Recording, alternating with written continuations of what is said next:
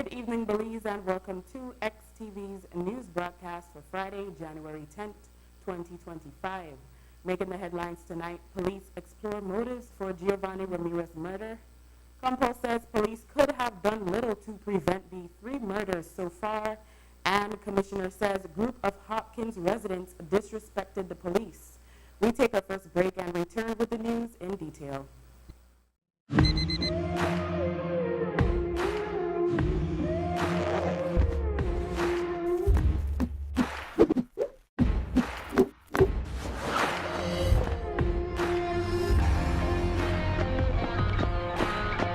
Today we're here shopping at B-Mart.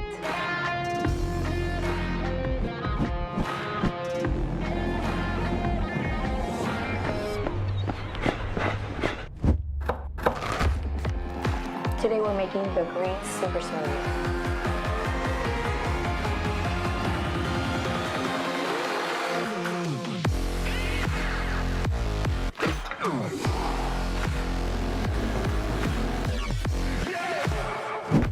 Let's get after it.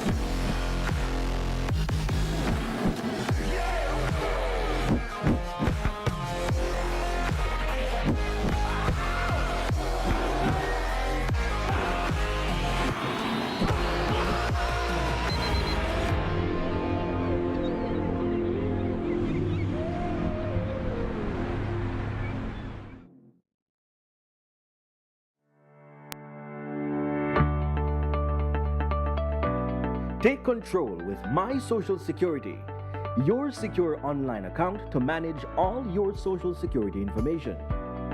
To create a My Social Security account, you must be 14 years or older and have a valid email address. Visit the My Social Security self-service portal at ssbportal.org.bz. Click on Create Account. Enter your date of birth and phone number. Next, verify your email address to continue. To verify, simply enter your email address and click the Send Verification button. Enter the verification code sent to your email inbox to proceed. Next, create a password that meets the requirements. Enter the name and select a reason for your account. Then click Create. Your My Social Security account was successfully created. Your information security is our priority. If you have a Social Security number, click Link My SSN to link your Social Security number to your account and activate using the steps in your confirmation email. If you do not have a Social Security number, click Register with SSB. You are now ready to truly experience Social Security at your fingertips. My name is Mrs. Esther Smith. I'm a co-owner of A Glimpse of Paradise gift shop here at Altoona, booth number 13. And me and my husband have to offer some of the most finest wood products here in Belize, all hand done by him. And these products are made from some of the most beautiful, finest and hardest wood here in our country. I first started at Atlantic Bank as, went there to start a saving account. From there, I have my checking account with the POS machine, and then it becomes more like a family to me because there are personnel from Atlantic Bank that will always come here, check with us, make sure everything is okay, clean our machine, and they will always ensure that we have bundles. My advice to anybody that wants to choose Atlantic Bank to be their bank is that don't be afraid. You won't have any regret. Atlantic Bank, you will find them to be very efficient, reliable, and competent.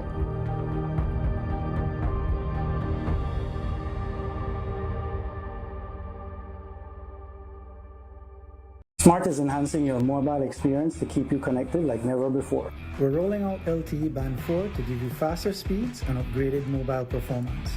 Our service enhancements are rolling out in phases across various key locations. These phased service upgrades are underway, and we're committed to keeping you informed every step of the way. With cutting-edge technology, this powerful boost will increase your internet experience, making downloads, streaming, and browsing smoother and faster.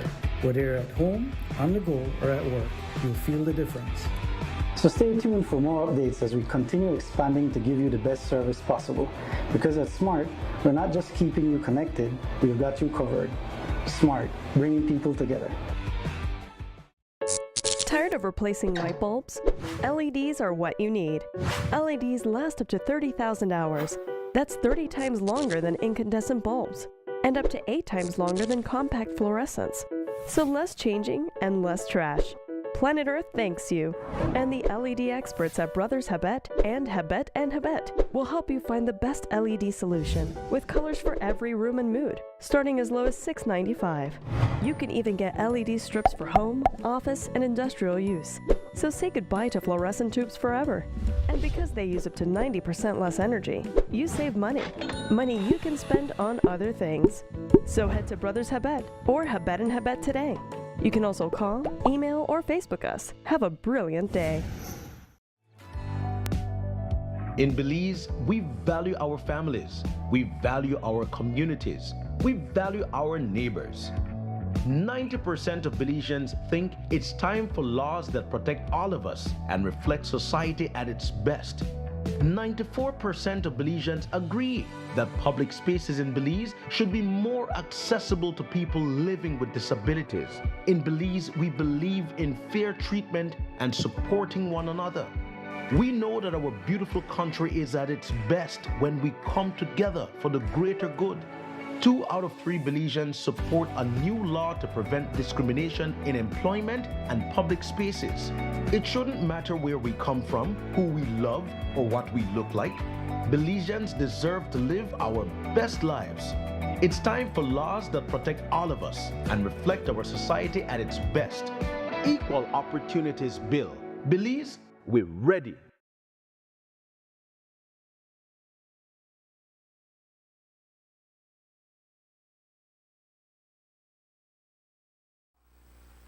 Welcome back with your news. I am Drea Espinosa. Police are exploring the possible motive behind the daring daylight murder of 31-year-old Giovanni Ramirez on Amandala Drive on Thursday afternoon before 2. He had just left an area on Cemetery Road and was headed to CET site where his family lives. Police believe he was being followed by 2 men on motorcycle, and on reaching in front of St. Martin de Porres Primary School, where classes were still in session, the motorcycle passenger opened fire at him. Commissioner of Police Chester Williams said they have several persons of interest. Well, it would appear that they might have been monitoring him from some time because he had left home where he lived on Levi Stosha Street, and from there he went to see an attorney, and from there he went to the tire shop on Cemetery Road, and from there he was going to set site when he was ambushed by the 2 persons on the motorcycle who fired the fatal shots at him. What is the motive police are looking at? At this time, we don't have a definitive motive. I know that there are several theories out there at this time, but we cannot affirm those theories at this presently, no. We know that Ramirez was an undercover figure, and he was a prime suspect for one of the murders that happened last year, and of course the main witness for the trial against Oscar Salgado. Are those factors that the investigators are looking into? Of course, we have to look at every possibility. We're looking at every possibility. Yes. Do you believe that it was a hit on the hitman? We don't have anything to substantiate that, and again, I don't want to say nothing that would lead back to Mr. Salgado, because I don't see why Salgado would want him dead at this time. Honestly, I don't see why. But like I said before, we're looking at every possibility. Since it happened on PIV turf, do you believe it was some rival gang-related business? We're looking at people from PIV and other areas as suspects. Specifically BLC? We're looking at people from PIV and different areas as suspects. In terms of the weapon use, some neighbors or witnesses are saying that they heard what appeared or what sounded like automatic weapon. We can't say if the weapon used was automatic, but they're handguns. It happened near a school as well. Our police, what are you thinking of in terms of strategy and to prevent retaliation? We do have a police patrol in that area, a foot patrol, but apparently the foot patrol was on the back street. So they were not in the area where it actually took place. So the St. Martin's area do have a substantial amount of police presence. But again, we know that criminals do monitor the movements of the police in order for them to execute what they want to do. So we have to look at it more closely to see what can be done to tweak our efforts in the area. I was on the grounds earlier, and I am sure that LIU is going to get on the grounds. So will Brother Nuri, and we will do what we can to avert any retaliation. At this time, I have been given the assurance that there's going to be no retaliation, but I'm not going to sleep on that. I will still do what needs to be done to ensure that we stem whatever possible retaliation there may be. Surveillance footage has now been circulated of the murder of Giovanni Ramirez. It is of poor quality, but it captures the moment he was killed. It shows two persons on motorcycle riding alongside the Ford Escape that Ramirez was driving. It confirms that they started firing at him from in front of St. Martin de Porres Primary School. As a result of his injuries, he lost control of the vehicle, which ended up partially on the sidewalk. The men on the motorcycle were wearing helmets, but their faces were not entirely covered. Unfortunately, with Giovanni Ramirez's murder, Belize has recorded 3 murders already for the new year. However, the commissioner has said there is not much that police could have done to stop these ones. Well, if we look at the murders that occurred, the one in Turner, I don't see what police could have done to prevent that. The one in Hopkins yesterday, again, what could the police do? And this one again today. So while yes, we're at 3 murders so far this year, it is 3 murders too much, certainly yes. But again, I don't think that the public would unreasonably say that it is due to lack of policing efforts. We can't prevent everything, and we do hope that people do exercise some patience, adjust their attitudes, and always try to resolve conflicts by other means other than the use of lethal force. And that's what we have been pushing through LIU, through our police interventions, and through the interventions done by Brother. Police have responded to a claim by a Jamaican national that he was brutalized upon being denied entry into the country by immigration officials. Christopher McIntyre has explained that he arrived in Belize on December 29th to celebrate his birthday here on December 31st with his American sister-in-law Sheila Williams. However, they note that he was denied entry because the Airbnb reservations were not in his name. Williams, who was already in the country, tried to get the reservations changed, but she says that immigration authorities told her the matter was already decided and he was to be deported. The deportation date was January 3rd, but McIntyre claims they forgot to put him on the flight. Immigration CEO Tanya Williams has rejected this claim, saying he was not forgotten. She noted that indeed there were what she called mishaps with getting him on intended flight, but they managed to get him on the subsequent flight. McIntyre claims that upon detaining him, police pulled him on the ground and thereafter he was punched in the face and kicked to the ribs. The police department provided surveillance footage from the airport which shows officials escorting McIntyre when he then throws himself on the ground without anyone having touched him. Therefore, officials are seen hauling him into a room. His attorney is saying that there is no footage to show what happened inside the room, and therefore their surveillance footage dispels nothing. However, the commissioner of police says the man is an actor.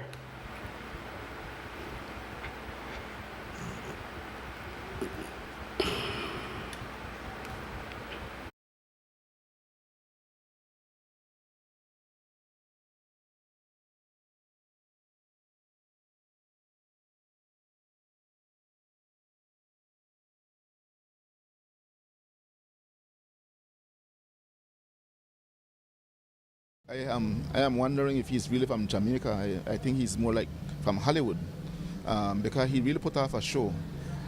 Following the interview I saw that he did along with his attorney, I tasked Professional Standard Branch to conduct an investigation into the matter. And that investigation was done, during which they were able to retrieve the video footages from the airport.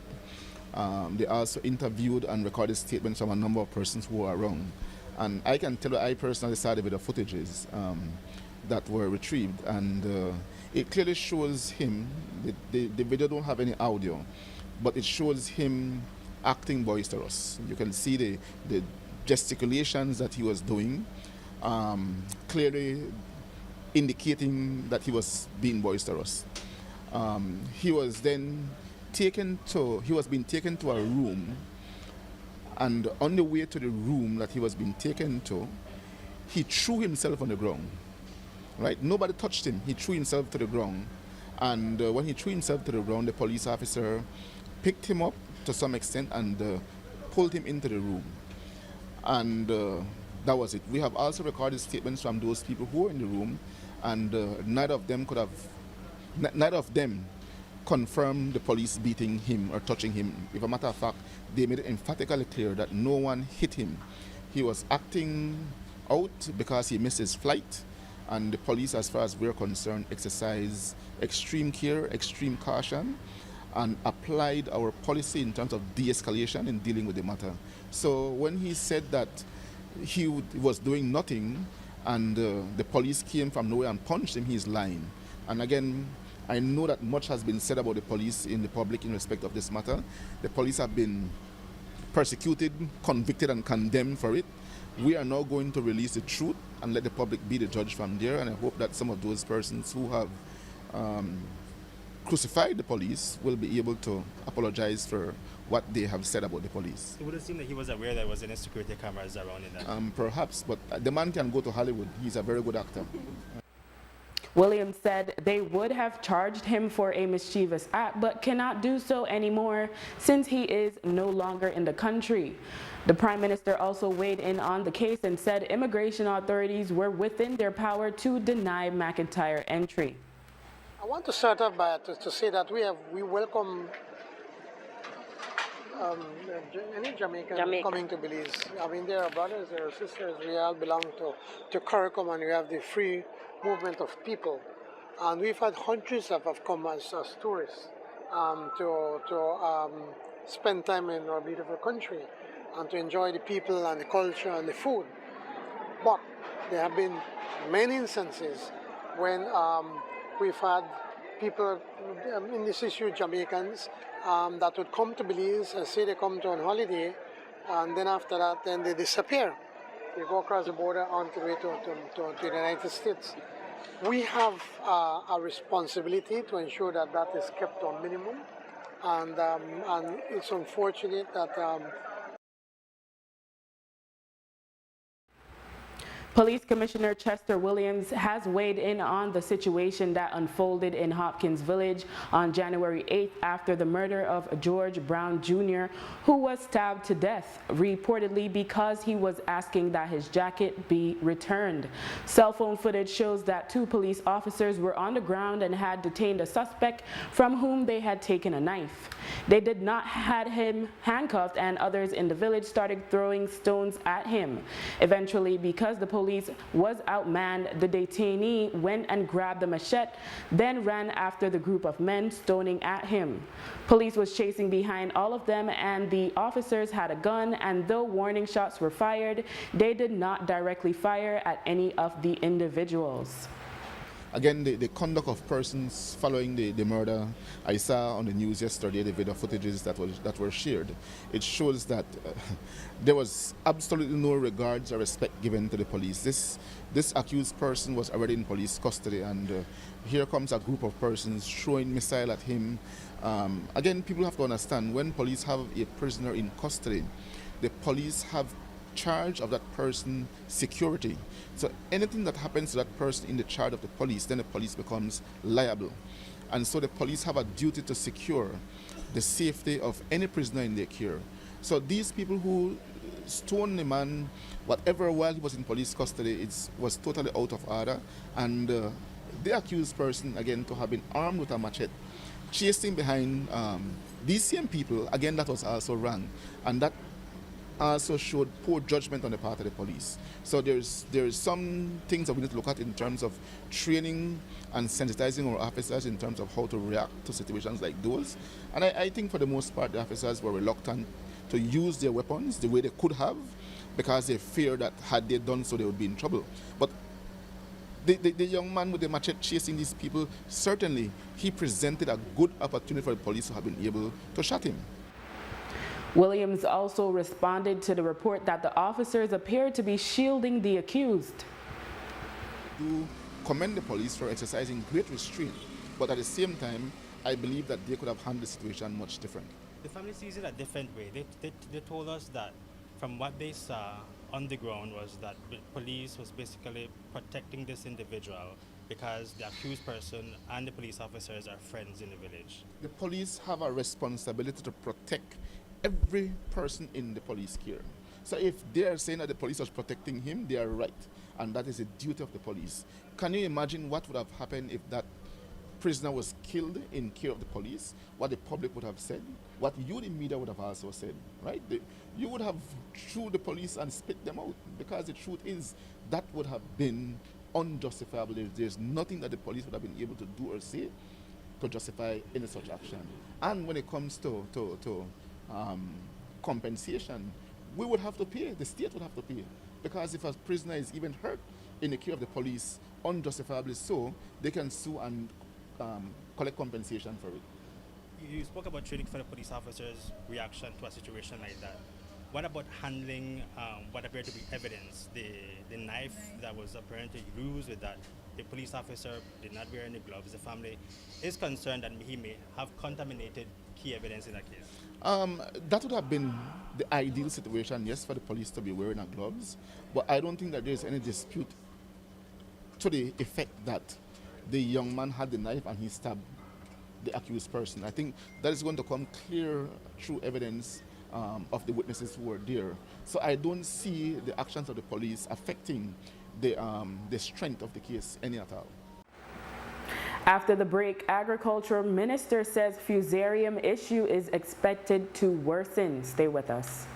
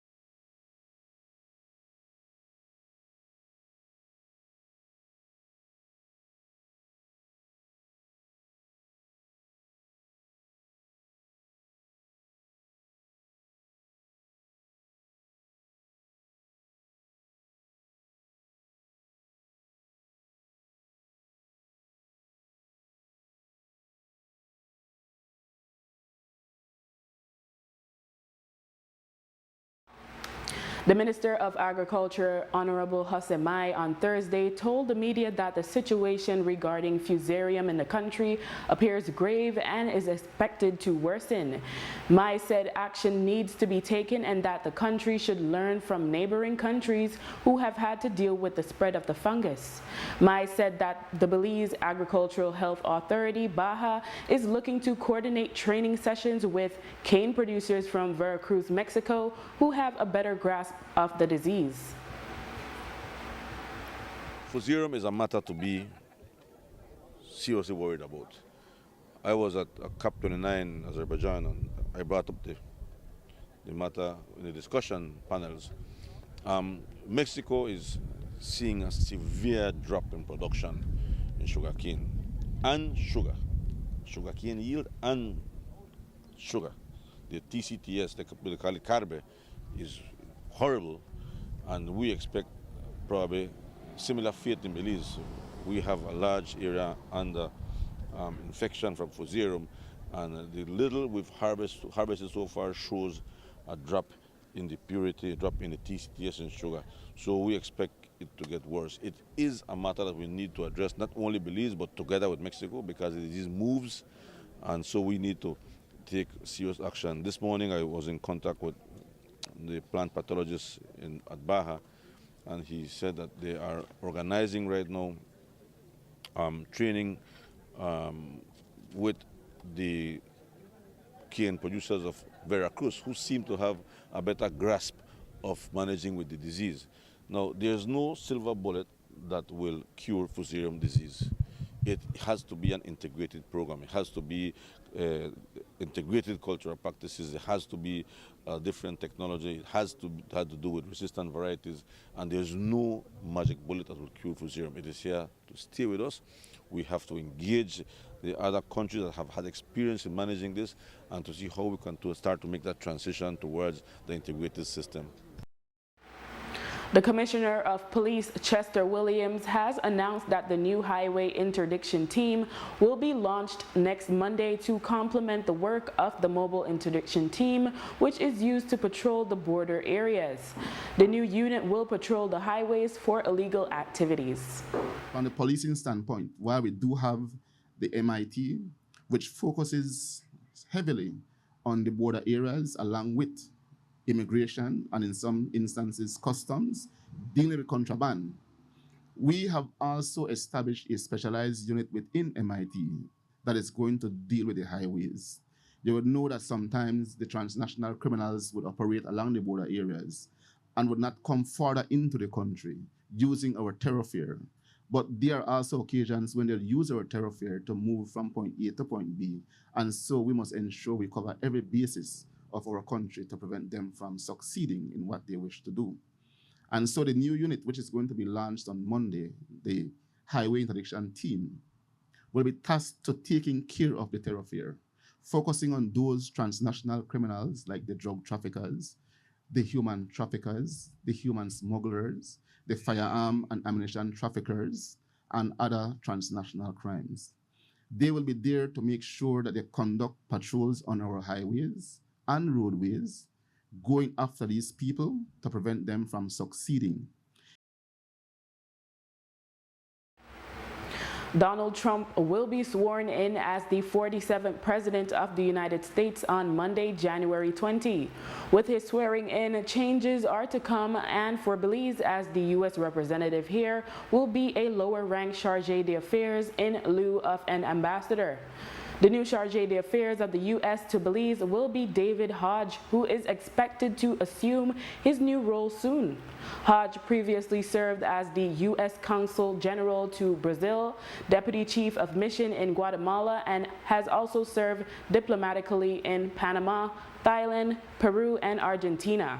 At an event today in Belmopan, Honorable Kareem Musa thanked outgoing U.S. Ambassador to Belize, Michelle Kwan. He said that Kwan has become like family for Belize.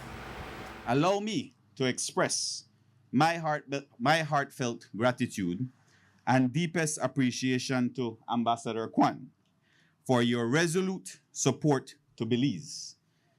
I know your tenure in Belize is coming to an end, but I must acknowledge that your indefatigable efforts to strengthening the ties between our nations has been nothing short of remarkable.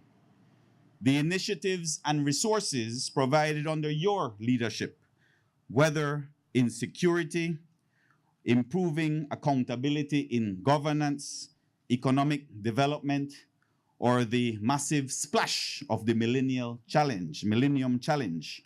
These are all part of your stellar stewardship and accomplished record of your commitment to the people of Belize. Your support has not only empowered our institutions, but has also reinforced the strong partnership and friendship between Belize and the United States.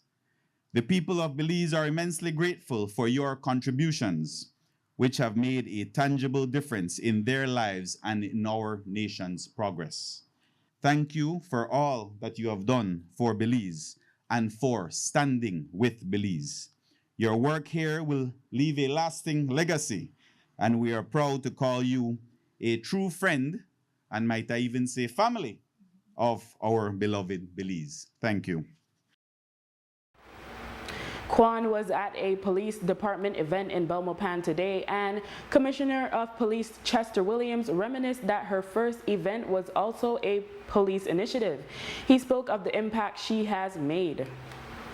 You know, Miss Ambassador Kwan, I sat there and reflected back, having heard rumors of you leaving.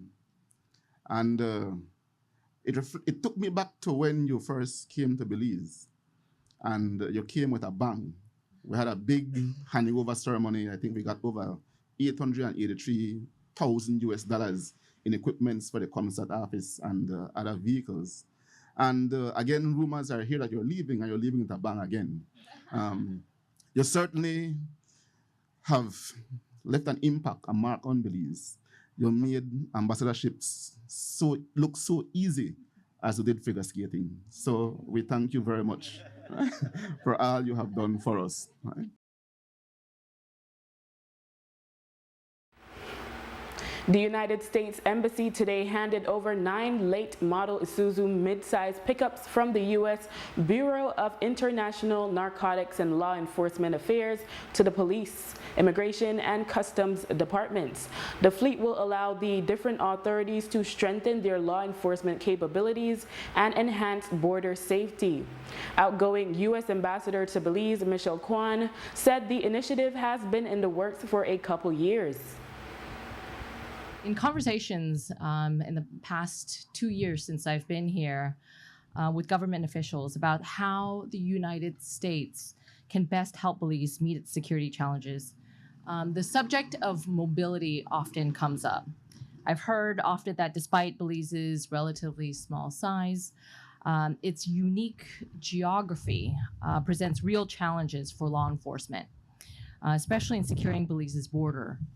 That is why I am so gratified, and I know it was years in the making, to hand over these 9 vehicles today to enhance the capacity of 4 agencies that play such a critical role in border security: the Mobile Interdiction Team, the Anti-Narcotics Unit, the Customs and Excise Department, Intelligence Unit, and Cortisol Enforcement Unit, and the Border Management and Immigration Service Enforcement Unit.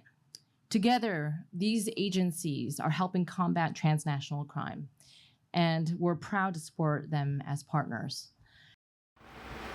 Minister of Home Affairs Honorable Kareem Musa thanked the embassy and the government of the U.S. for the donation and assured that the pickups will be put to good use. In today's interconnected world, the challenges we face, whether they are border security threats, organized crime, or humanitarian emergencies, they demand a unified approach. The donation of these vehicles underscores the United States' recognition of this reality and its unwavering support to Belize as we tackle these challenges head-on. This fleet will allow our law enforcement agencies to enhance their mobility and efficiency while also strengthening their ability to safeguard our nation's sovereignty and protecting those who call Belize home. The beneficiary agencies will deploy these vehicles strategically to ensure that they have the greatest impact where they are most needed, whether at our borders, within our communities, or in remote areas where security is paramount. There are rumblings once again coming from farmers in San Carlos, Orange Walk, that their carrots are spoiling as they are not being sold due to imports or contraband. On Thursday, Minister of Agriculture, Honorable Hasemai, said that it is only 1 or 2 farmers who are complaining and that it is being turned into a political issue. He said that the carrots are a perishable commodity with no shelf life and that farmers should plan accordingly. He also said that the government intends to industrialize the agriculture sector. Let me tell you, there is 1 or 2 farmers in Carlos who are upset. Carrots is a highly perishable vegetable. It spoils in your refrigerator, right? It has no shelf life. You cannot expect the public to consume all your carrots in 1 day. The farmers know this very well. But if there is 1 farmer or 1 politician who chooses carrots to make a political statement, he is mistaken. That is primary school politics, coming from a very weak political mind. They've tried it before. Tracy tried it when she was feeling very carrotish 2 years ago. I had to apologize for what I said to her. And Shine Barrow tried it too, and it has not worked. Carrots is not a matter that you need to play politics with. It's not. It takes you nowhere. Our job is to ensure that the farmer can market as much as he can. Sometimes in the next 5 years of our term in government, which will begin shortly, and in the next 5 years, we are moving our agriculture sector to a more industrialized type agriculture. We've seen that if we've reached our capacity in fresh production, we start now to add value aggressively. And so we are reaching out to the ROC mission, we are reaching out to other countries to help us design a plant. As a matter of fact, I think we have it approved already, a facility where we can process these products because they're perishables. After the break, Roaring Creek police fired at during chase. Stay tuned. So how do I say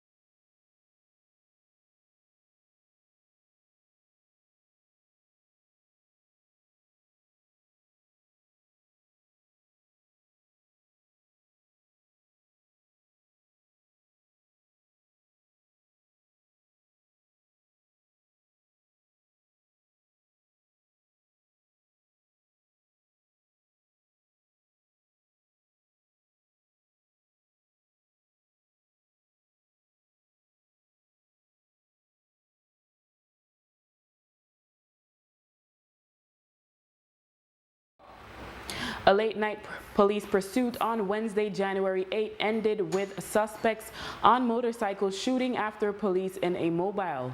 The vehicle subsequently ended in a ditch.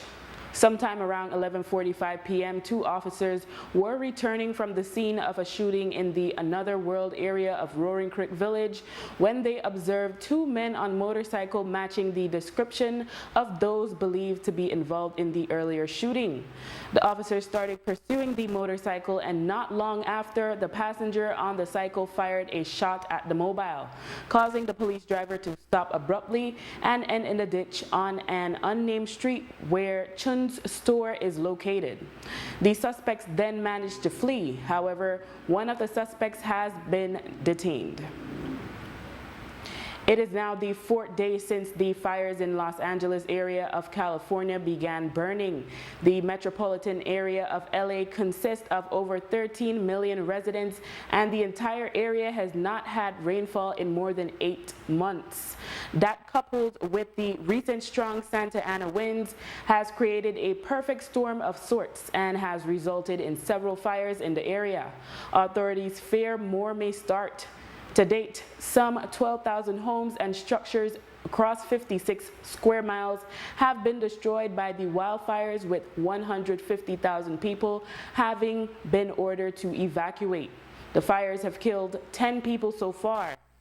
Today, Minister of Home Affairs Honorable Kareem Musa sent his condolences to the people of Los Angeles by way of U.S. Ambassador to Belize, Michelle Kwan. Ambassador, I want to extend our condolences, our hearts and prayers to all of the citizens and residents in the California area. I know that there has been devastation by the wildfires, many lives upended, some lost, grocery stores, homes, schools, everything burnt. And we in Belize know a thing or two about the wildfires and the damage that could be done. So on behalf of our government, please accept our condolences, our prayers, and our thoughts. In political news, the chairlady of San Jose Socots and Corozalito in the Cayo West Division has resigned. In a letter, Cheryl Kokum wrote to the Prime Minister and the Minister of Local Government on December 30. She criticizes the working relationship with the area representative, Jorge Espat. She notes that he disrespected her role and gave prominence to the vice chair instead. She shared that their differences as well as a lack of resources has hindered her work, but thanked Honorable Julius Espat, whom she says was always ready to assist the village. Kokum disclosed her letter to the PM today, her effective resignation date. She made the point that she is not against development, but that the village leadership needs to be consulted before construction occurs. Our reports are that for the opening of a facility in the village, she nor councilors were invited by the area representative. Many villagers have expressed disappointment at her departure. John Saldivar considers himself the rightful United Democratic Party standard bearer for Belmopan.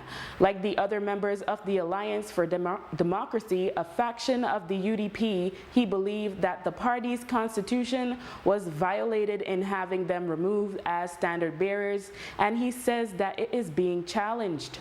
The Moses Shine Barrow executive has selected Ralston Fraser to run on their ticket in Belmopan, but similarly, Saldivar says that move was also contrary to their constitution. He noted that Fraser does not have the political experience to win, and that come election day, the people of Belmopan will decide. In an extensive sit-down interview with our colleagues at Plus TV, Saldivar affirmed that on the ground, people are more in support of Panton rather than Barrow. By far, the word on the street is they prefer Tracy Panton to Shine Barrow. That is very clear. As I walk around Belmopan and I talk to people, that is clear. As I travel the country from town to town, district to district, that is very clear. So I have no doubt about that at all. So you believe come general elections, more people would vote you as opposed to Mr. Ralston, based on the fact that you're pro Panton? I believe that the people of Belmopan will consider my opponent as the third party or as an independent party. I believe that what people are saying is that they recognize me as the UDP representative here. As to winning against the PUP's Oscar Mira in the next elections, Saldivar says the people are dissatisfied with his performance. As to who will wear what colors for Election Day, he believes it is the Elections and Boundaries Department that will have to decide. Even though Saldivar says he has been the face of the UDP for 35 years in Belmopan, according to him, he is still has a lot to offer. He says he will not be bullied out of his politics in a reference to his designation by the U.S. as a corrupt official. Not be bullied out of politics because of the media or because of how people perceive things that have never been proven, that nobody has ever found any evidence, and that I maintain that I did not do anything wrong. I'm not going to be bullied out of politics because I know who I am. And third to that, I believe the people of Belmopan know who I am. They know what I stand for and know that I am not what has been painted. And that proved true in the convention. When people thought that I was done for, people thought that that was the end of me, but the people of Belmopan gave me that go ahead again, gave me that approval again because they know me. And that is going to also prove true in the general election because the people of Belmopan know Chancellor Lieberman. I've been here, almost born here. I came here when I was 3 years old, have lived here, gone to school here, know every neighborhood, know a lot of people. And they know me, and so I am not going to walk away until I'm good and ready, or until the people of Belmopan say, John, it's time for you to move on, and that hasn't come yet. So if you are to lose this general election, would you consider that as the people telling you it's time? It would have to be a strong message that I would have to take good consideration of. But as in politics, LJ, it has to do with how do you win or how you lose. You know, if it's a close election and you lose by a vote or 10 votes or so, you would have to say that that has been a good comeback. And if it's a good comeback, then why would you walk away? But certainly I would have to consider seriously retirement if I don't win this one. And the Belize Tourism Board announced today that the country set a record in 2024 for overnight tourist visitors into the country. In 2024, Belize welcomed 562,405 overnight visitors, which represents an 11.8% increase over 2019, which was the previous high. In 2019, Belize welcomed 503,166 overnight tourist visitors. In 2024, 11 of the 12 months broke overnight visitor records, with March being the peak month with 69,202 overnight visitors. The 2024 total also shows a 21% increase over 2023 figures when 464,723 tourists visits the country overnight. And with that, we have come to the end of our newscast. A repeat can be viewed on this station later tonight at 9 and again on Monday at midday. Join us again Monday for another news broadcast. I am Drea Espinosa. Have a safe and enjoyable weekend.